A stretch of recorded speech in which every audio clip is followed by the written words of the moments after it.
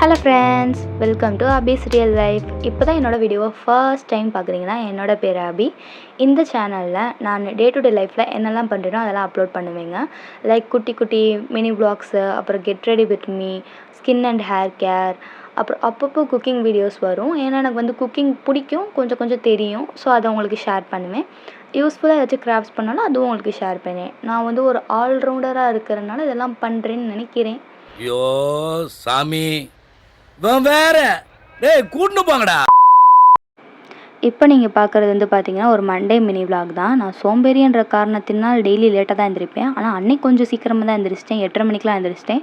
அதுவே எனக்கு early morning மாதிரி தான். ஸோ எல்லா வெஜிடேரியன் எல்லாத்தையும் நீட்டாக மடித்து வச்சுட்டு போய் பல் தேய்க்கலான்ட்டு ப்ரஷ்ஷையும் பேஸ்ட்டையும் எடுத்துகிட்டு பல் தேய்க்க கிளம்பிட்டேன். அப்படியே பல் தேய்ச்சிட்டே போய் எங்கள் வீட்டில் இந்த தக்காளின்னு ஒன்று வளர்க்குறோம். அது வந்து டெய்லியும் காலைல போய் பழுத்துருச்சா இல்லையான்ட்டு போய் பார்க்குறதே பெரிய வேலையாக இருக்குது. அதுக்கே வாயிருந்தாலும் அழுதுருவோம், அந்தளவுக்கு நாங்கள் பண்ணுவோம்.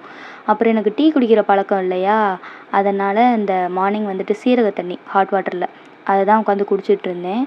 பட் நான் பால் காஃபியெல்லாம் குடிப்பேன், மார்னிங் தான் குடிக்க மாட்டேன். அப்புறம் சரி அயர்ன் பண்ணலாமேன்ட்டு அயர்ன் பண்ணிக்கிட்டு இருந்தேன். எனக்கு அயர்ன் பண்ணுற வேலை சுத்தமாக பிடிக்காது. ஏன்னா நம்ம தான் சோம்பேறியாச்சு. எப்பயுமே அட்டாச் தள்ளி விட்ருவேன். ஆனால் யாருமே இல்லை.